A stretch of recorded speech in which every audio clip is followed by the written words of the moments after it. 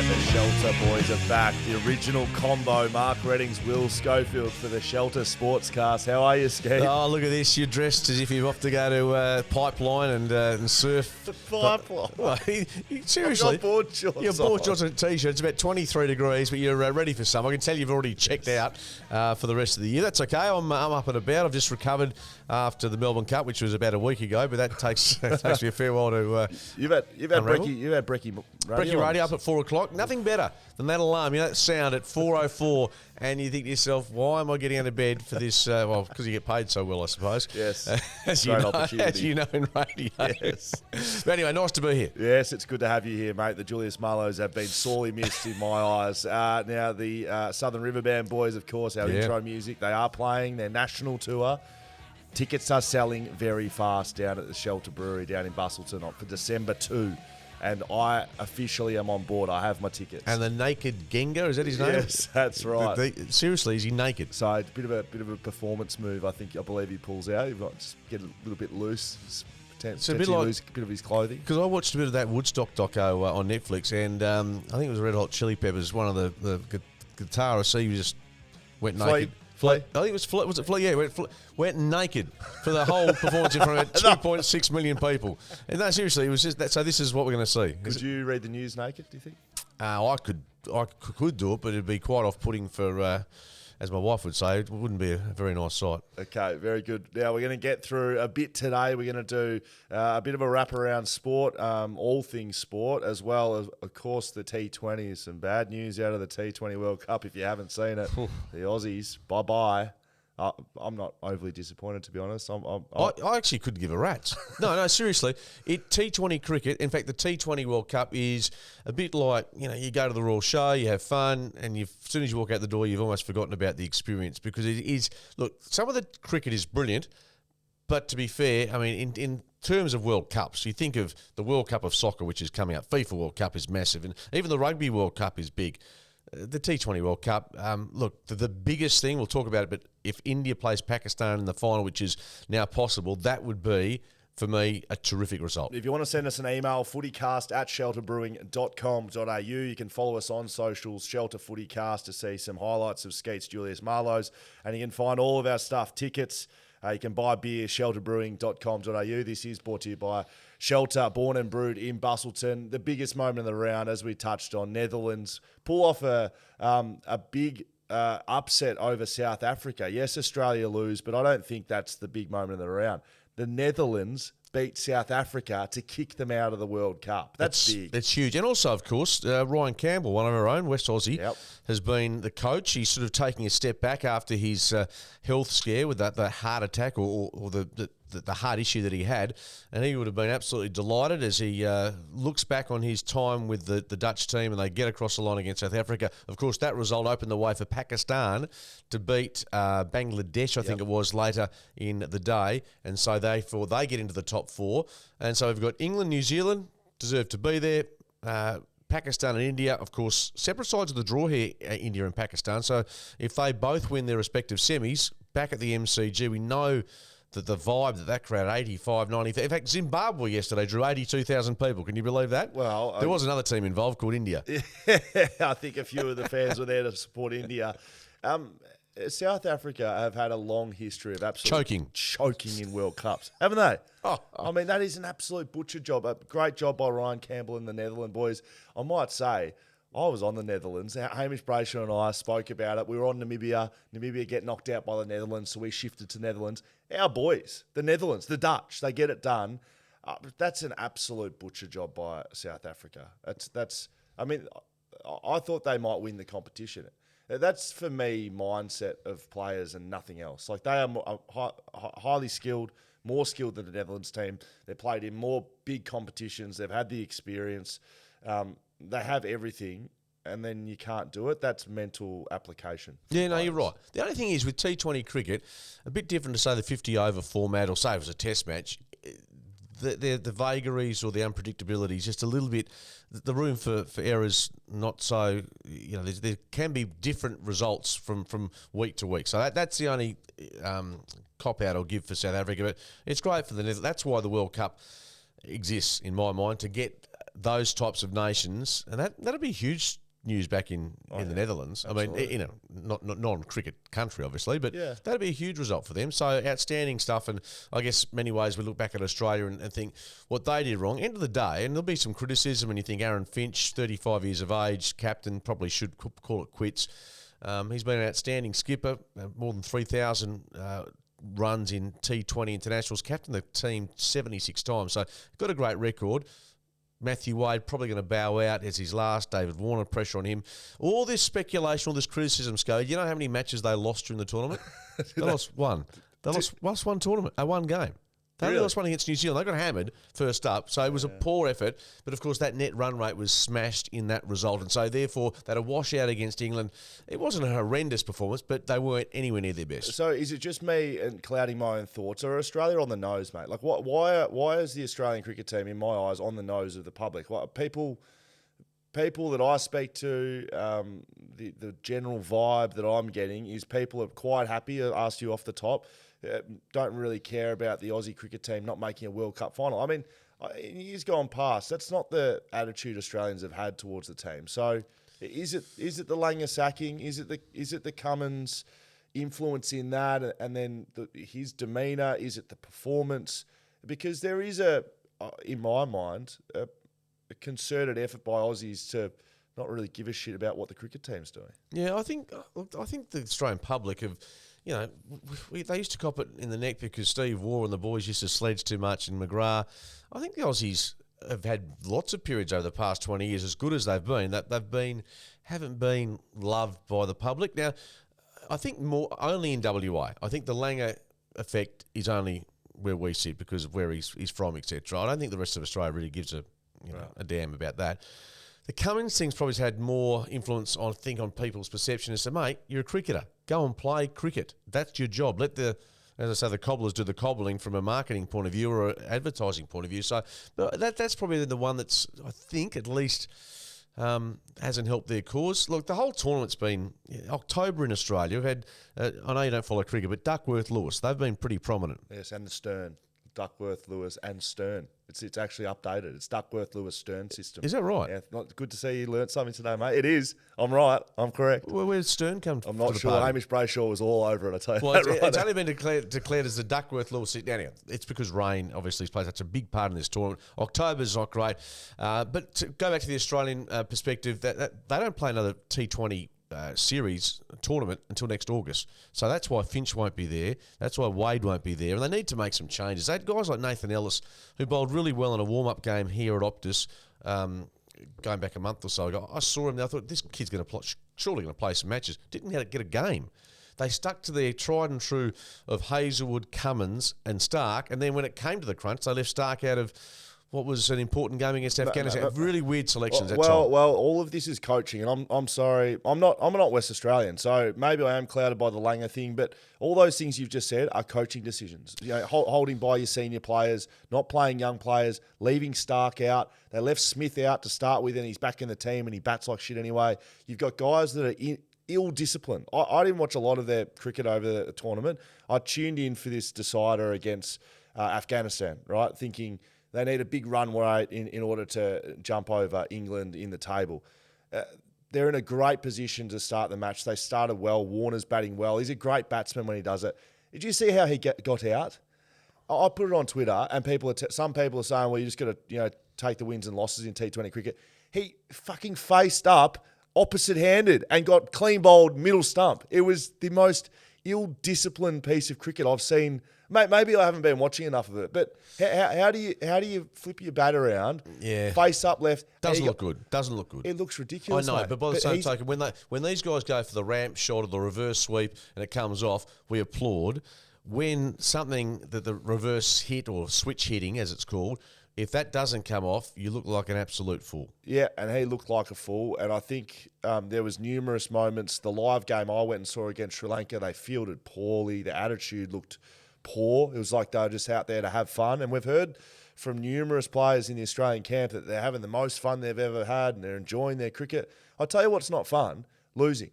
And whether you like it or not, the Australian cricket team, through their players, through their actions, have set themselves up to fail. if they don't win, they look like a bunch of absolute wackos, mate. Because seriously, like they've had a coach that, okay, he's driving the standards too hard and he's difficult to communicate with, but he was winning.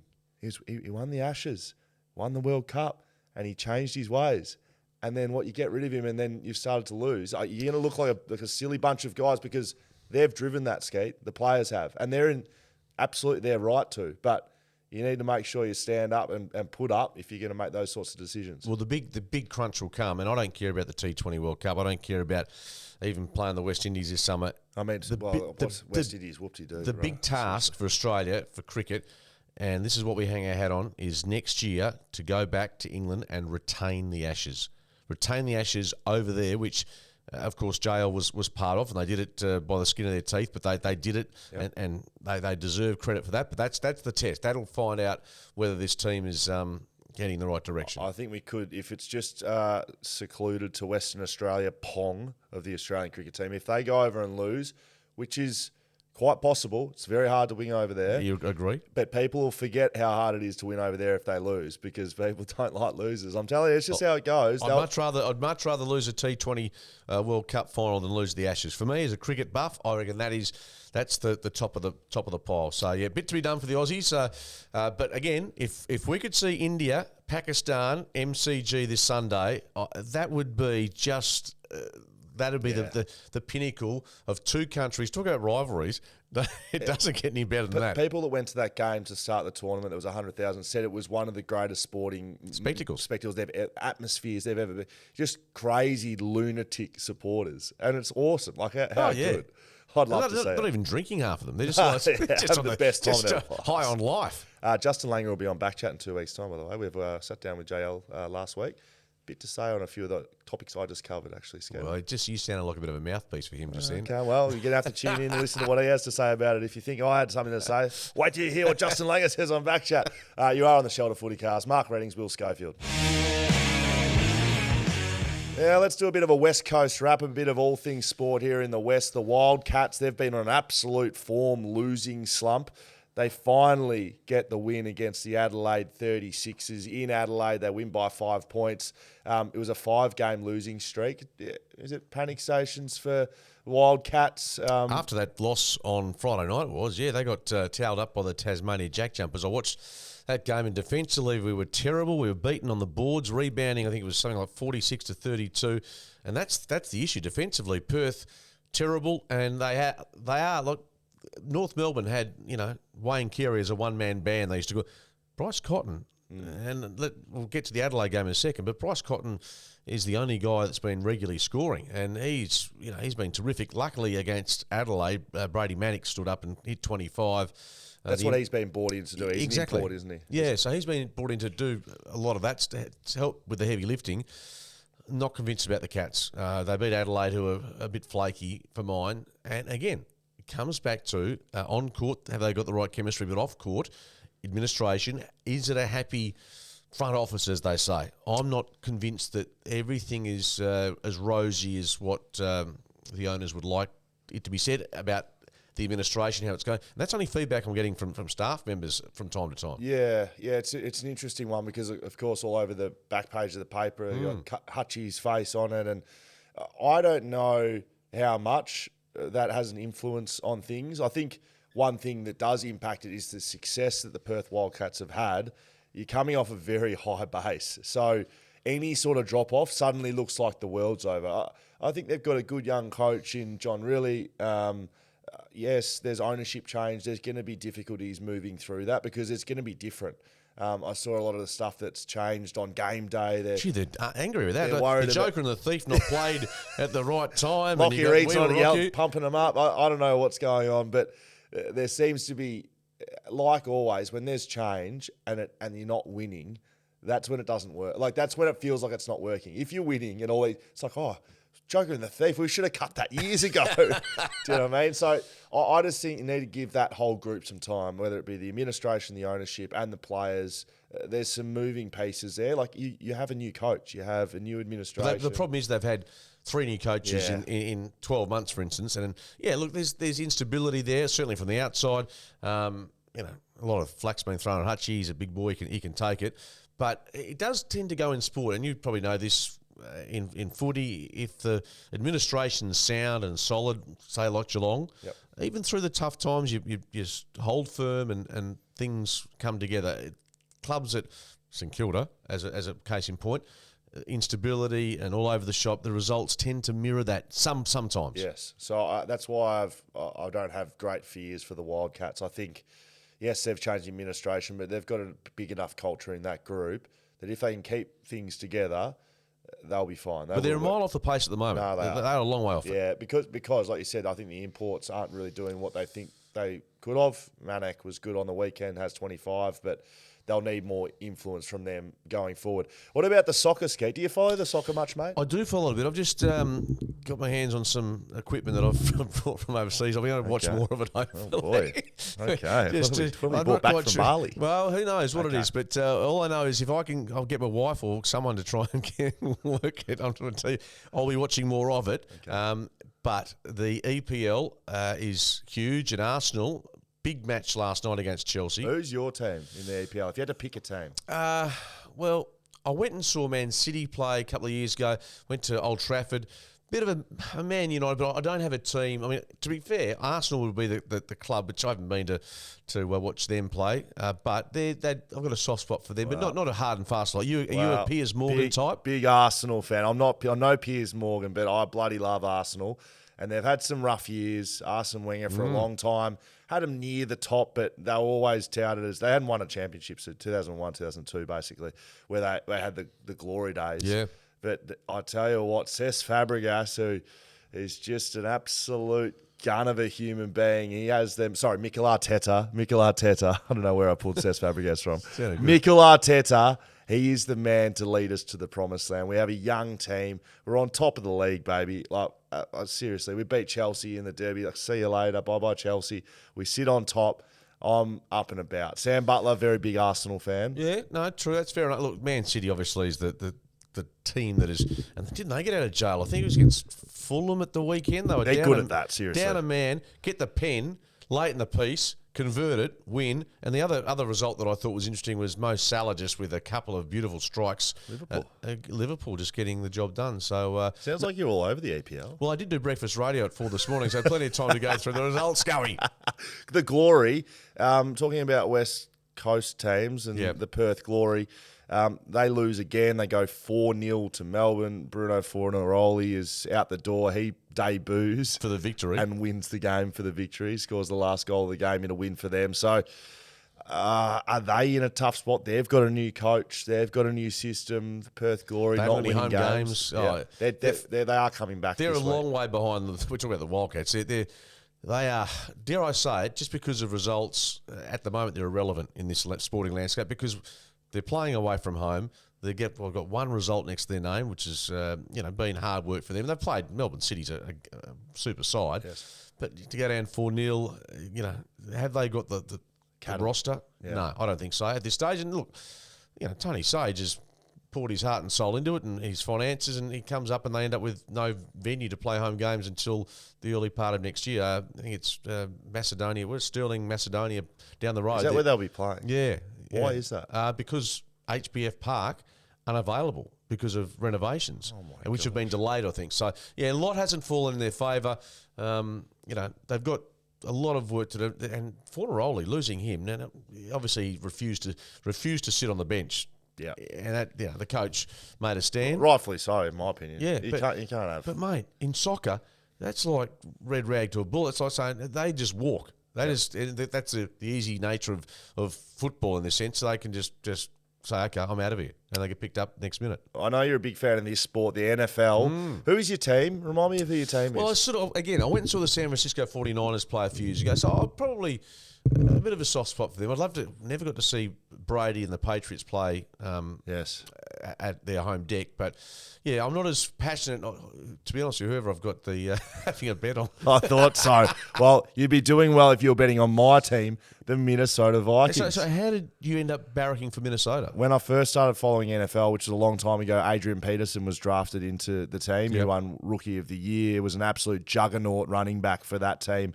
Got to say, purple, and it probably doesn't bring out the best of my blue eyes, but that's my colour, that's my team, the Minnesota Vikings.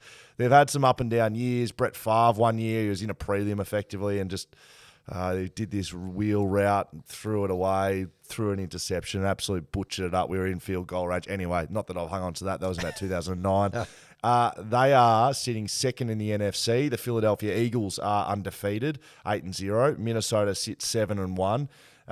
They're a real surprise packet, but not to me. So I'm going to have to, I think I might start bringing out my Minnesota merch. I've got a bit of it upstairs. Might just have to bring it down here and just chuck it on here for the Shelter Sportscast. Yeah, that's fair enough. Tom Brady, done it again. Yep. I mean, Tampa's struggling. He's struggling. And I don't know whether it's to do with what's happening with him away from Giselle, yeah. Well, I'd be in a state of depression as well. So financially and all the other things. If you're looking, Giselle? Yeah, well, no, not I'm very happily. So am I. Ensconced, but as we speak, that'll cost him an absolute polis. But I think the reason, I was just reading this, that the reason that they have gone Gonski is because he played on as opposed to saying, yep, I've retired, which he was going to do. And he's come. Anyway, it's today, interesting. This morning, he's produced another masterpiece at the death to get Tampa Bay across the line. So he's a genius, but coming towards the end of his tenure. And just quickly, you mentioned, we're talking about high-profile quarterbacks. Aaron Rodgers and the Packers, haven't they fallen? They're in world of pain. Minnesota's conference, so they're in NFC, whatever that is. And he came out at the start of the year, rightfully so. He's been an arrogant player for a lot of his career because he's a gun. Multiple MVP winner, Super Bowl winner.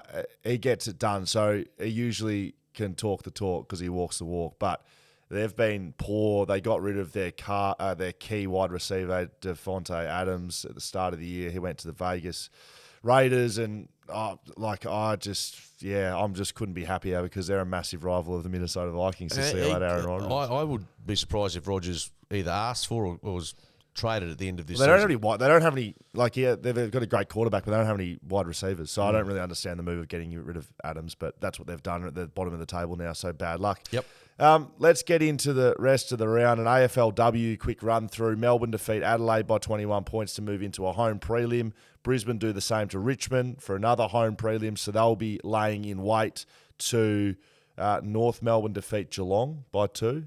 So they go through to a semi against Richmond. Yep. And then Collingwood defeated Western Bulldogs, and Collingwood will play the semi against Adelaide. And the big nose out of that game between Collingwood and the Bulldogs, good game, by the way, Eliza James. 4 goals, the first ever woman to kick 4 in an AFLW final. So that was at Victoria Park, so the crowd looked good. In fact, I think it was a sellout. So even though we've... was that the Melbourne... no, Collingwood beat Bulldogs. Yep. Yeah. Even though we've pulled the curtain down on the AFLW season for obvious reasons, no Dockers, no West Coast, this is the pointy end for the best in the business. And you'd have to think, again, Melbourne going to be difficult to knock off. Adelaide, they were very brave, but they're a chance to advance. And Collingwood, as I say, with that victory, they go across now to Adelaide to take on the Crows this weekend. I saw the first part of the Melbourne-Adelaide game and the first part of the Brisbane-Richmond game. So in fairness, I didn't see the games in entirety, but the quality, the highest point of quality of these games is starting to get better than the lowest quality of the men's games. Now, I know that's a little controversial and a lot of people won't like that, but the best things that the girls are doing now would be better to watch than the worst crap the guys dish out. And I think for a long time, people have always said the women are here, the men are here.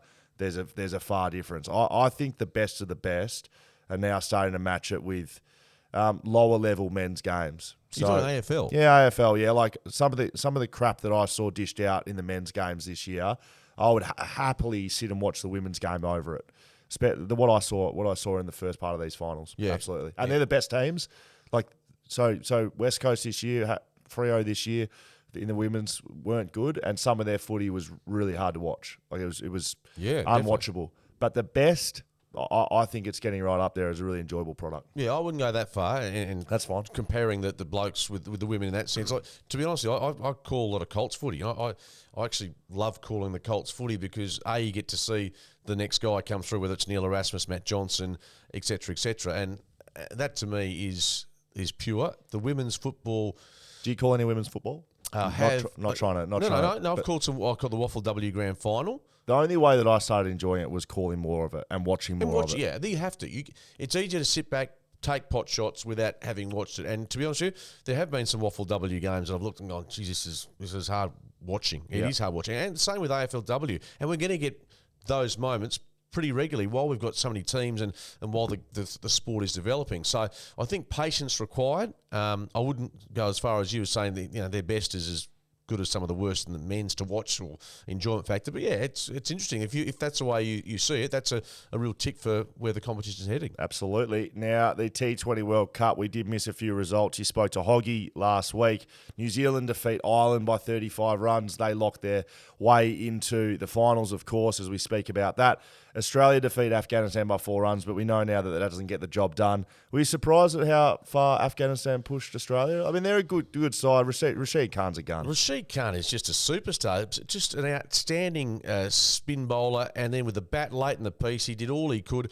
And Hoggy, to be fair to him, he did come out and say, look, if results aren't looking great for Australia, don't be surprised if Afghanistan pushes them right to the end. And you know what? Towards the back end of that match, I thought, well, Australia's cooked here anyway.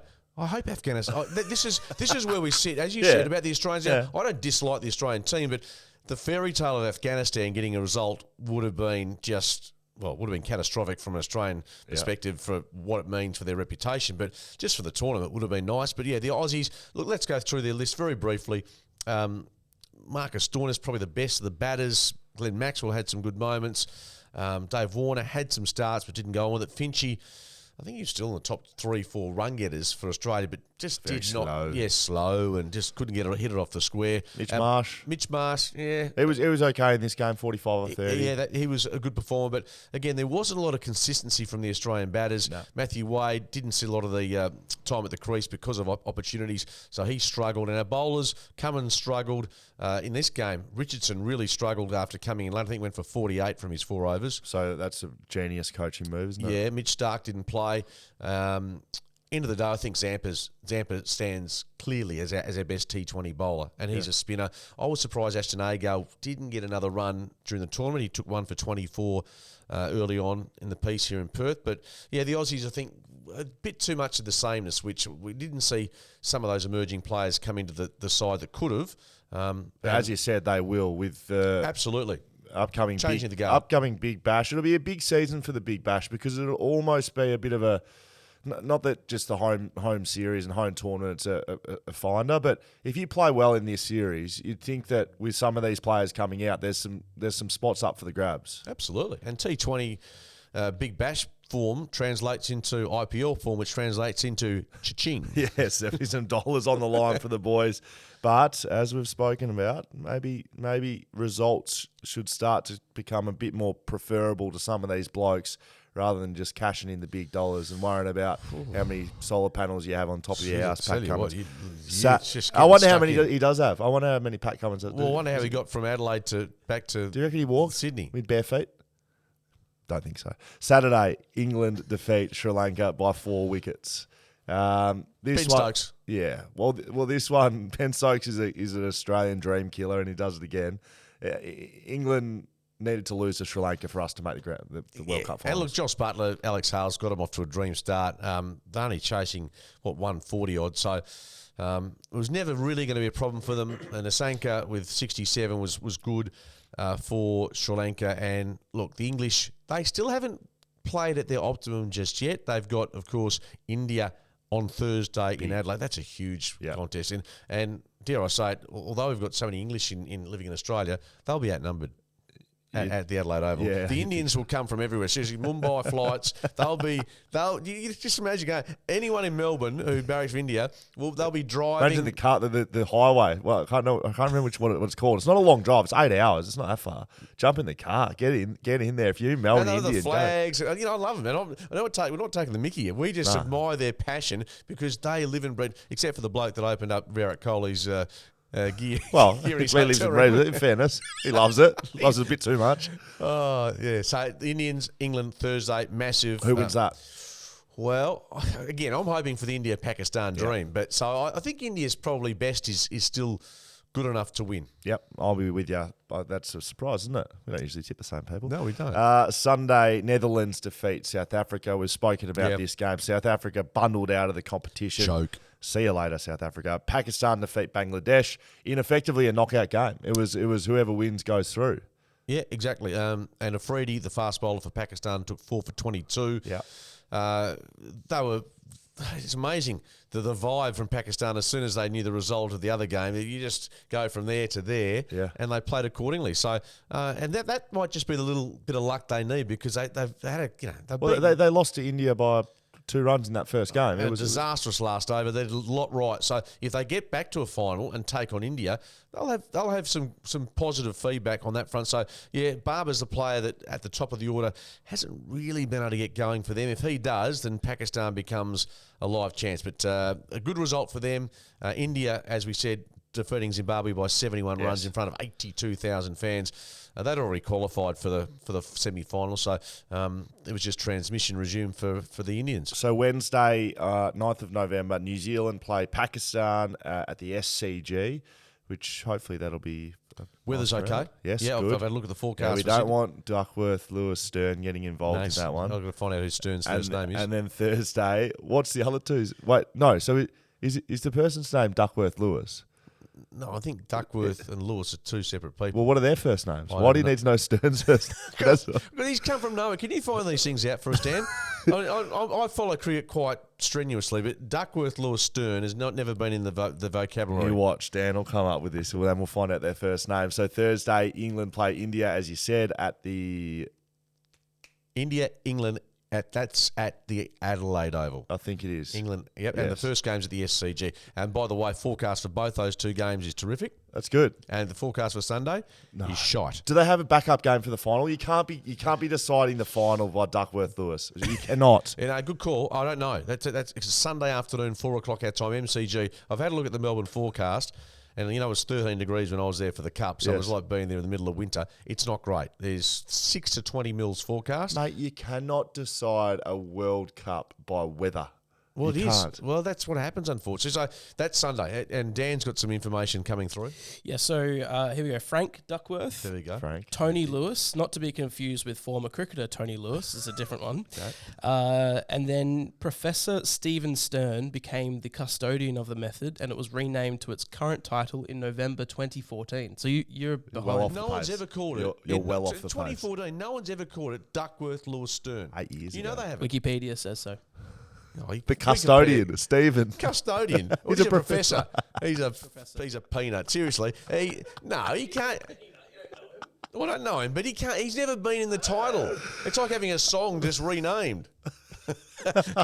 Well, there you heard. The Duckworth Lewis Stern system managed by a peanut now. And hello to Mr. Stephen Stern's fan. Professor Stern, sorry. We love him. We do love him. We're done and dusted. We're gone. We're done. Shelter FootyCast. If you want to find anything, you know where to find us, shelterbrewing.com.au. Find us on socials, Shelter FootyCast. You can send us a bloody email. I'd like an email, Skeet. Would you like an email? Yeah, I can read emails. Just the other stuff a little bit beyond me. Insta and Snapchat and all that other exciting things. You can get, of course, in touch with us on socials, as you know. That's correct. FootyCast at shelterbrewing.com.au is an email. Listen to us as a podcast. Watch us as YouTube. That's been done and dusted, Skate. World Cup T20 semi-finals. Here we come.